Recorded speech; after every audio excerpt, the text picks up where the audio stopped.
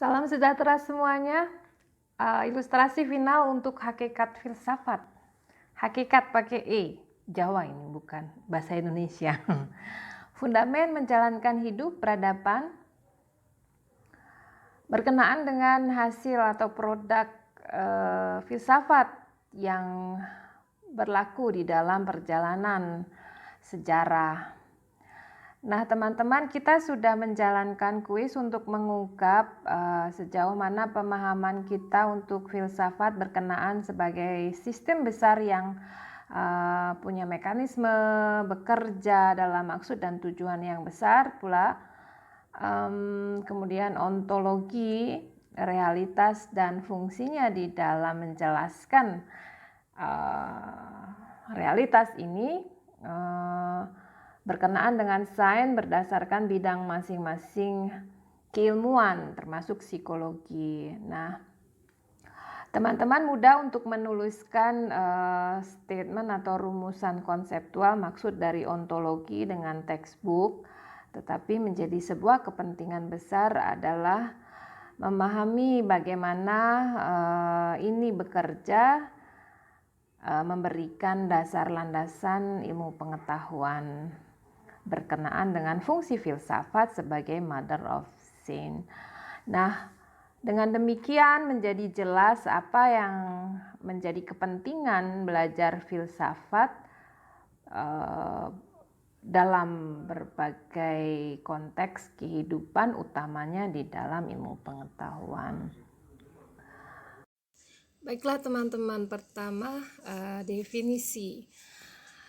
Berikut ini beberapa statement yang kita temukan dari diskusi kelas yang lalu ya. Jika kita melihat dan mencermati statement ini, kita pertimbangkan apakah dia mewakili sistem filsafat. Kita lihat hasil keraguan, seni berpikir, cinta kebijaksanaan, dan sistem landasan. Nah, dalam kuis kemarin teman-teman diberikan kesempatan untuk melengkapi statement ini menjadi rumusan konseptual yang menjelaskan sistem filsafat. Baiklah, kita periksa untuk gambaran umum yang telah kita berikan di pertemuan sebelumnya sehingga kita bisa menyadari lebih kuat sistem filsafat ini.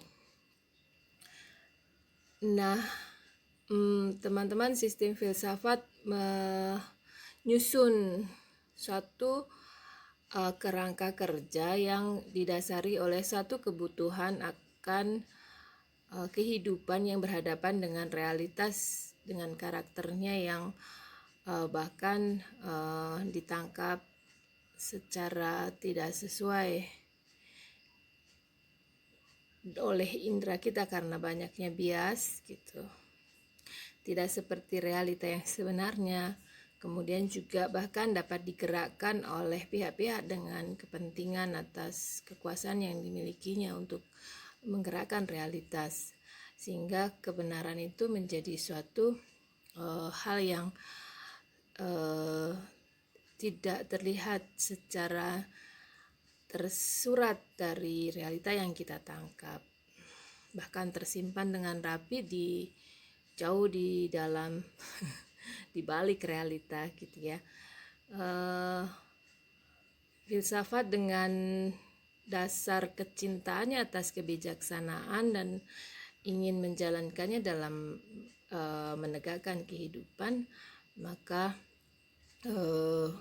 menciptakan suatu cara untuk mengungkap kebenaran di balik realita ini gitu, sehingga menemukan kebenaran itu dalam rangka menjadi dasar untuk bertindak dalam hidup, ataupun semakin besarnya adalah menjelaskan segala realita. Nah, ini tersusun di dalam bidang filsafat dalam tema kerjanya, yaitu epistemologi, metafisika, dan aksiologi. Garis besar inilah yang menjadi bagian kerja dari filsafat untuk kemudian membangun landasan menjalani kehidupan dalam reaksi terhadap segala situasi dan persoalan realita kehidupan. Nah, teman-teman, ini adalah definisi filsafat yang disimpulkan dari perjalanan menelusuri definisi filsafat yang dikemukakan oleh para pakar ahlinya. Nah, pada dasarnya ada fungsi berpikir yang menjadi pokok pekerjaan filsafat dengan karakternya yang sangat khusus dalam rangka mampu mengungkap kebenaran pun dalam fungsi kebenaran yang universal gitu, artinya berlaku untuk segala realita kehidupan. Nah, karakteristik ini jika teman-teman ingat, bahkan mencari kejelasan, meninggalkan keraguan, menuju terang benderang gitu ya. Jadi memburu kebenaran, mencari azas. Ini semua adalah karakteristik yang dituangkan di dalam nanti metode dan strategi yang teknik-teknik yang digunakan atau dibuat filsafat untuk menjalankan tujuannya. Nah, teman-teman, berpikir ini tidak berhenti, tetapi bahkan menimbulkan atau bisa dikatakan bahwa berpikir dan bertanya, berpikir dengan bertanya, mempertanyakan akan mengarahkan kepada jawaban. Ini adalah suatu keniscayaan dan konsekuensi dari bertanya gitu. Jadi apa yang timbul dari bertanya dan berpikir ini adalah jawaban yang ketika pertanyaan itu ditujukan secara tertentu dan atas substansi apa, khususnya di filsafat, dia menimbulkan teori atau sistem pemikiran. Nah, inilah dengan demikian filsafat bukan hanya berpikir atau meragukan, tetapi dia juga menghasilkan teori dan sistem pemikiran yang terus dikembangkan. Nah, inilah yang kita sebut hasil atau produk filsafat. Nah, teman-teman, ini adalah statement dari Karl Marx. Ya, apa yang kita sebut tadi sebagai hasil produk, apakah berhenti di sana? Ternyata tidak begitu. Kita lihat statement Karl Marx. Para filosofer, dia menaksirkan dunia secara berbeda,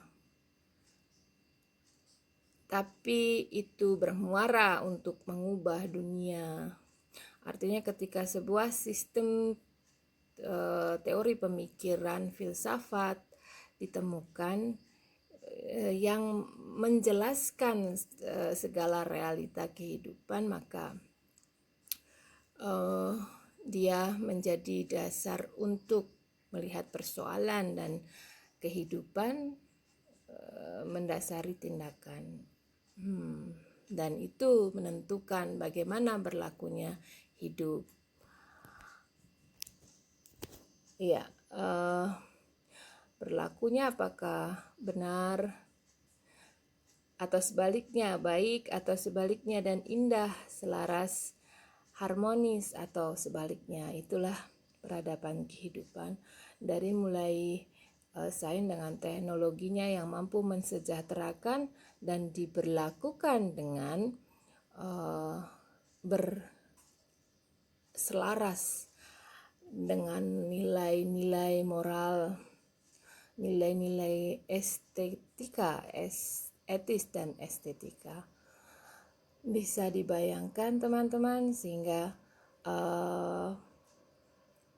bahkan sistem filsafat menjelaskan dari berpikir hingga menemukan suatu sistem visi yang koheren yang disusun atas dasar mempelajari segala aspek-aspek seluruh realita kehidupan, sehingga ini bisa menjadi dasar menjelaskan dalam manusia memahami segala situasi persoalan kehidupan, dan ini yang menentukan nanti segala tindakan bahkan pengendalian.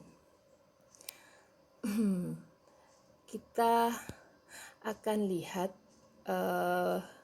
dengan sistem filsafat yang besar itu kepentingannya. Kenapa menjadi penting belajar filsafat?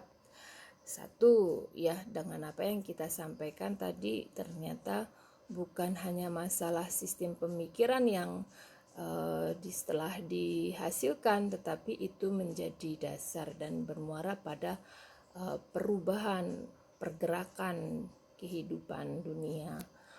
Baiklah teman-teman, kita lihat dulu ilustrasi ini yang kemarin kita cermati untuk menjelaskan ontologi. Di tengah ini adalah sistem filsafat, ya, sistem teori maksudnya, pemikiran. Nah, kita lihat di ujung sini sebagai produk filsafat, dan ketika kita berbicara persoalan sains dengan segala karakteristik bidang kerjanya, kita contohkan psikologi karena kita di psikologi, ya. Psikologi memiliki pokok materi yang dikerjakan, yaitu realita tertentu. Di sini kita lihat gambar ini menuju pada manusia, lebih fokus lagi jiwa manusia. Psikologi untuk mempelajari dan melakukan berbagai tindakan yang dibutuhkan untuk membantu manusia sesuai dharmanya, membantu sejahtera hingga bahagia, bahkan mencapai eksistensinya, peran dirinya dalam kehidupan. Psikologi perlu untuk melihat, menjelaskan, memahami jiwa manusia dan nantinya melakukan suatu tindakan pengendalian dengan tujuan tadi. Sehingga psikologi harus punya pendekatan, dan psikologi mendapatkan isi,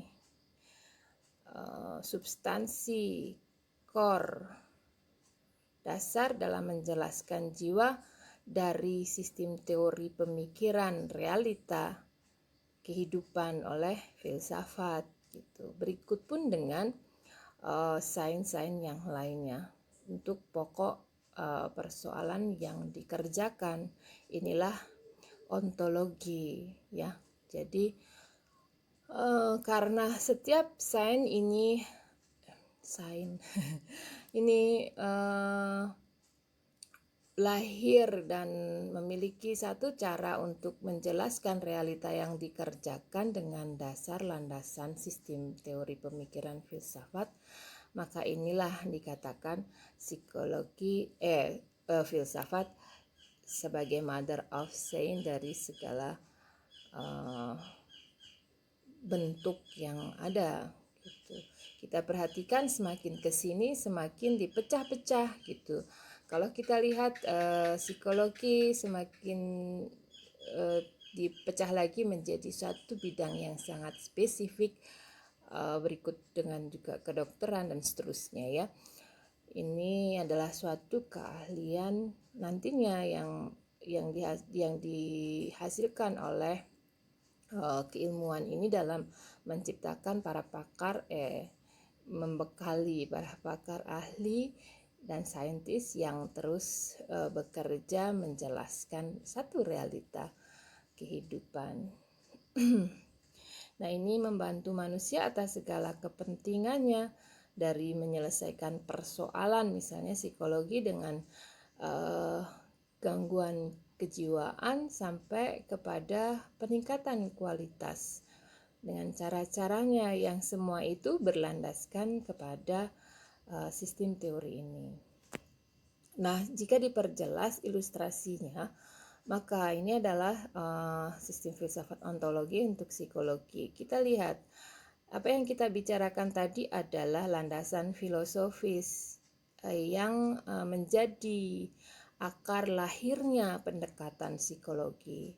Ya, psikoanalisa, behaviorisme, humanistik, analisis eksistensial, dan transpersonal adalah pendekatan-pendekatan di psikologi dalam menjalankan fungsi dharma keilmuannya, membantu manusia atas dasar landasan filosofis. Dengan demikian, pendekatan psikologi hanya dapat difahami dengan menjejaki landasan filosofisnya. Apa yang menjadi substansi suatu sistem visi tadi yang teori, suatu model yang memiliki pandangan dalam melihat dan menjelaskan dalam hal ini adalah jiwa manusia.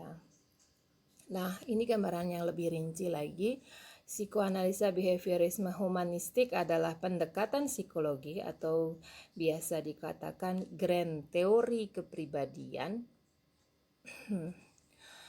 Nah, teman-teman bisa lihat ketika pendekatan sudah lahir di psikologi, memiliki pandangan masing-masing dalam menjelaskan jiwa manusia, maka ini menjadi dasar pijakan pandangan para ahli untuk membangun teori kepribadian.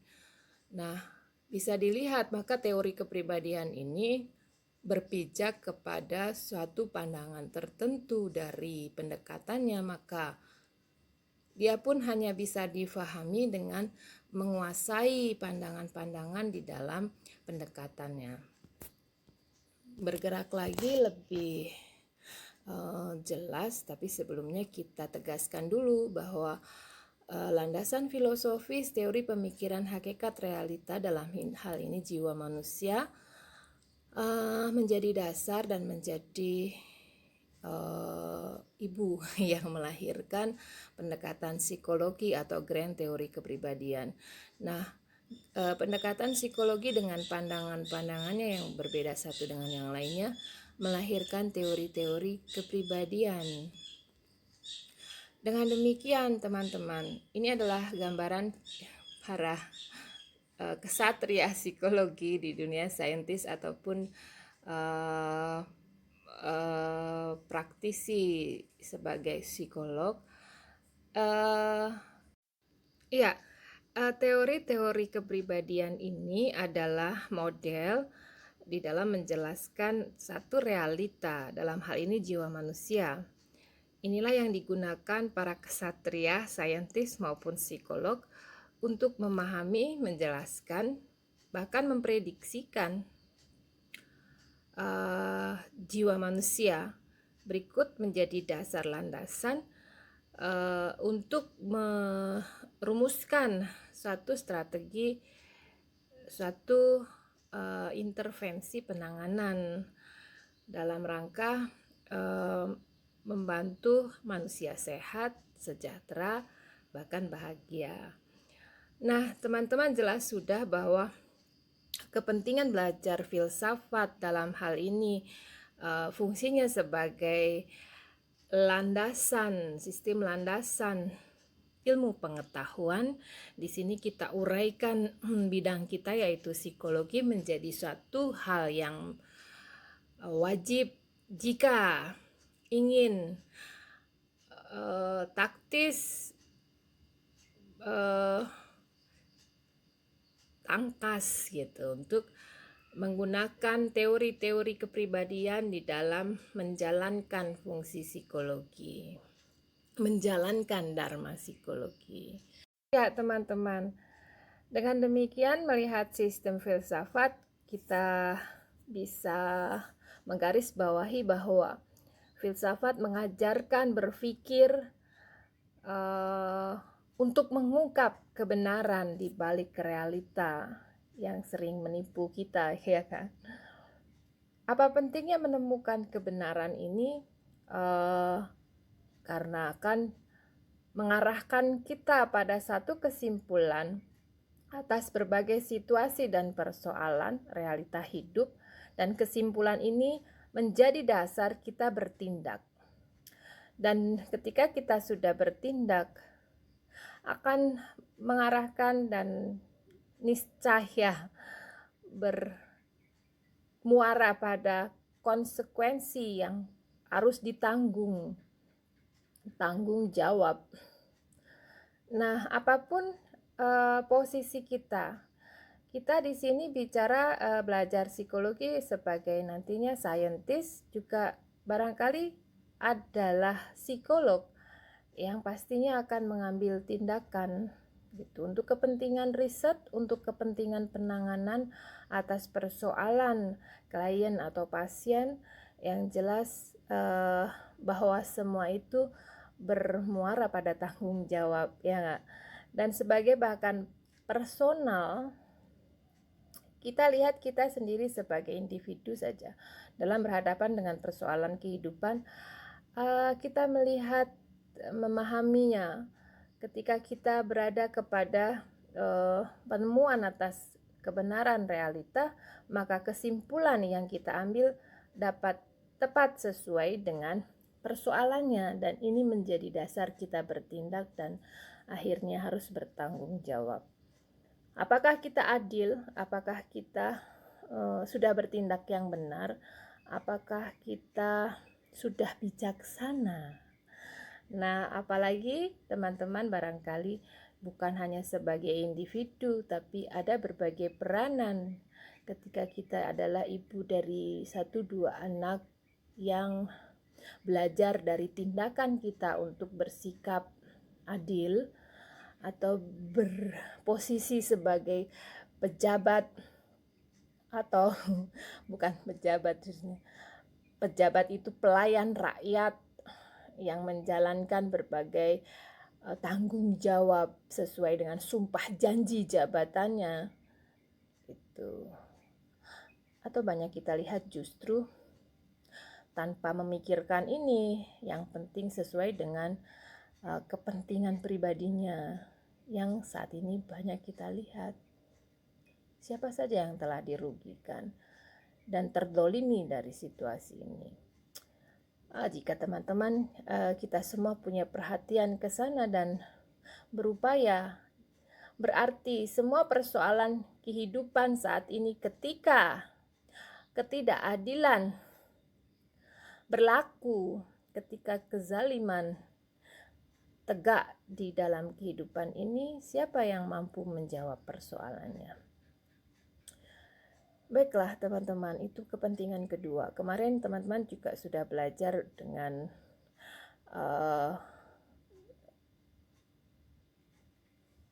pembicara tamu ya.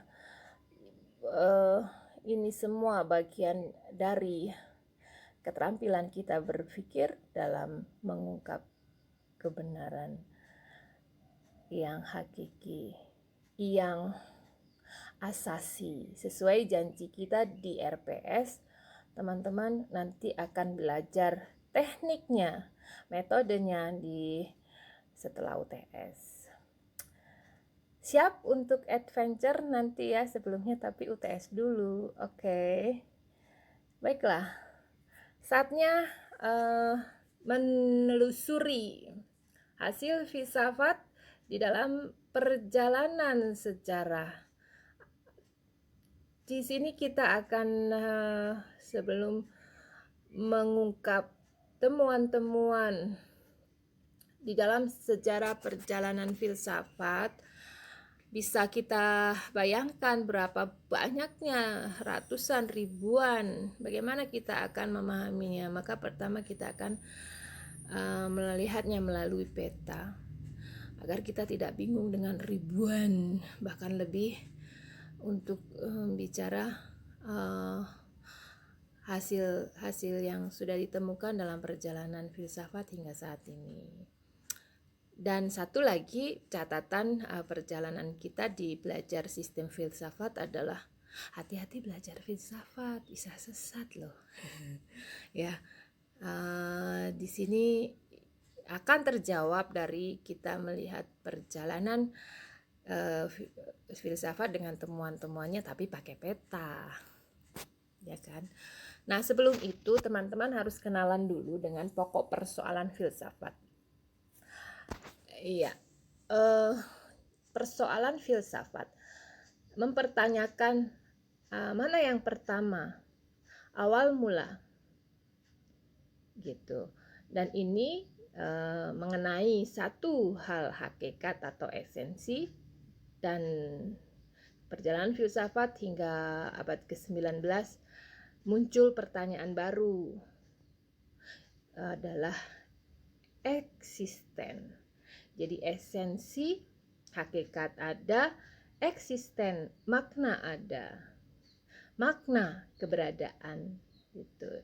Jadi banyaknya bicara filsafat sebenarnya dia hanya hanya mempertanyakan persoalan yang besar ini, apa esensi dan eksisten. Apa makna keberadaan? Sebelumnya apa hakikat keberadaan gitu.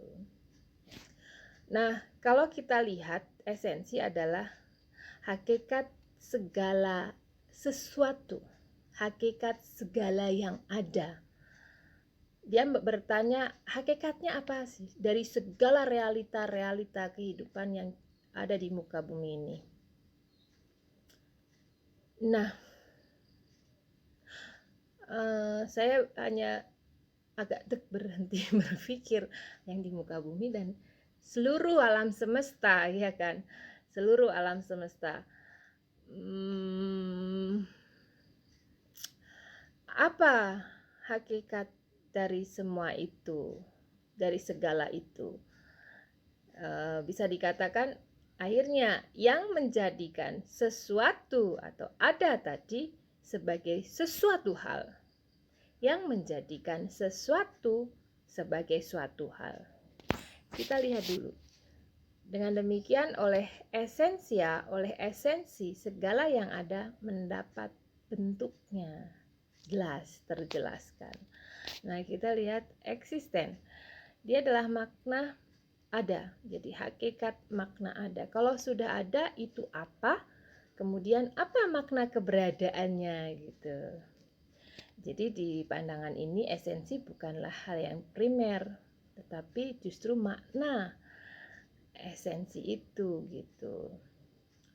Dan dia juga tidak mendahului atau tidak, esensi itu tidak ada lebih dulu gitu daripada keberadaan. Nanti kita akan lebih banyak mempelajari di filsafat manusia. Artinya jelas teman-teman, oleh eksistensia segala yang ada menjadi sungguh ada, tampil benar-benar hadir dan berperan di dalam kehidupan. Jadi mampu berada, mampu eksis gitu. Hanya teman-teman perhatikan di sini barangkali nggak eksis gitu tuh adalah kehidupan kita sehari-hari ya.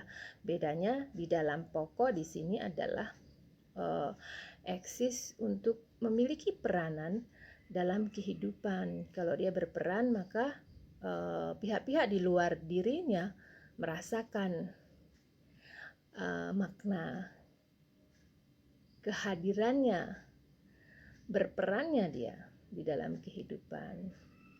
Oke, ini adalah persoalan yang ditelusuri oleh filsafat. Sebenarnya ini akan kita lebih banyak pelajari di filsafat manusia, kita skip saja. Nah, teman-teman, hakikat esensi, kalau kita bicara temuan yang sudah muncul di dalam sejak awal perjalanan filsafat, dikatakan akhirnya pokok isi esensi ini sebagai satu aliran atau pendekatan filsafat Nah, sepanjang jalan pertanyaan ini terjawab dengan suatu jawaban. Apa yang pertama dan apa yang kedua, atau hakikat itu apa? Hakikat ada itu apa? Hakikat sesuatu itu apa? Jadi pada dasarnya segala sesuatu itu apa gitu. Pertama, ada pandangan yang menjelaskan bahwa yang primus dan segala sesuatu itu pada dasarnya adalah wujud. Dan pandangan yang kedua adalah idealisme. Dia melihat yang pertama dan segala sesuatu itu adalah ruh atau jiwa, atau biasa dikatakan kodrat, energi, idea. Nah, inilah dua pandangan dasar atau dua temuan esensi segala sesuatu, wujud atau ruh. Gitu. Wujud atau kodrat, materi atau ruh gitu. Dua hal ini. Kalau kita lihat teman-teman, ini adalah gambar di mana mengilustrasikan kita dan semesta alam. Ya. Ada ruang dan waktu, ada ether. Nah, pertanyaan ini dijawab oleh para pemikir dan jelaskan bahwa segala sesuatu itu adalah material, fisik, organ. Ciri utamanya dia menempati ruang dan waktu, memiliki keluasan atau ukuran, dan bersifat objektif. Pada waktu lalu kita sudah menjelaskan ya.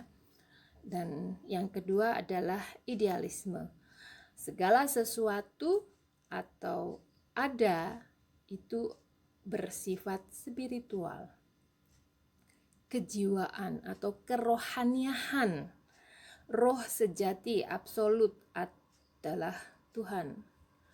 Nah, ini adalah pandangan idealisme. Di bawahnya ada tambahan untuk idealisme.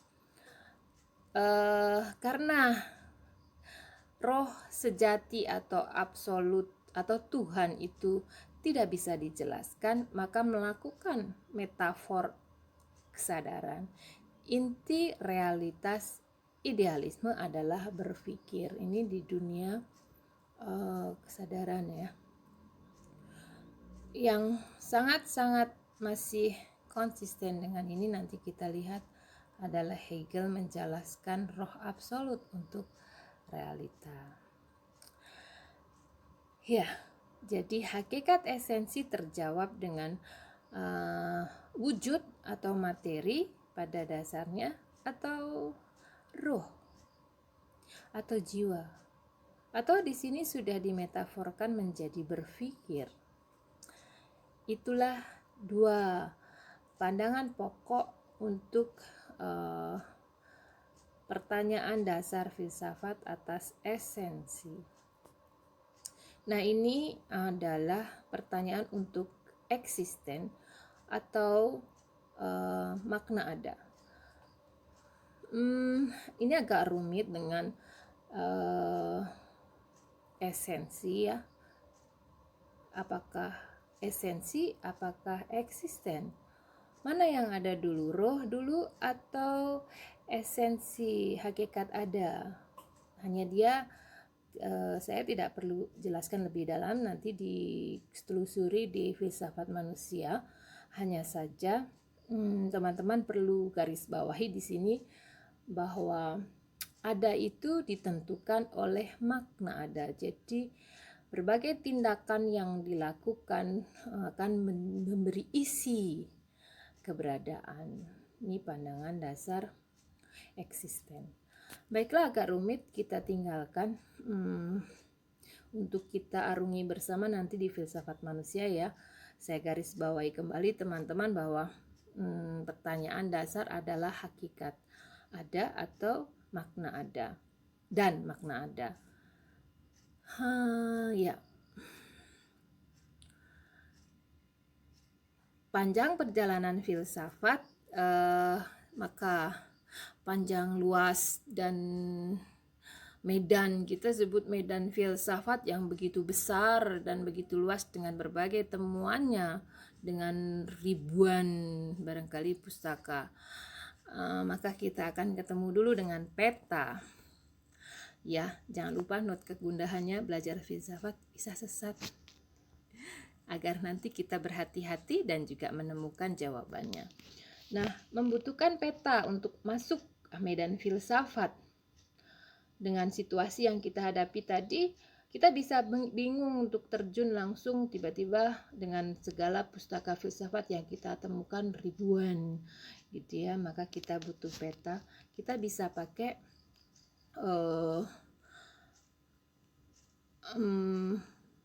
siapa punya peta? Nah, ini adalah alasan kenapa kita butuh peta. Kepustakaan yang sangat luas dengan hasil-hasil yang beraneka ragam, dengan temuan-temuan para pemikir. Kemudian perjalanan filsafat tidak sederhana, karena ini menjadi landasan pandangan menjelaskan realita, maka kebenaran bisa berseteru dengan kepentingan, dan ini adalah realita kehidupan. Bisa direnungkan sebentar.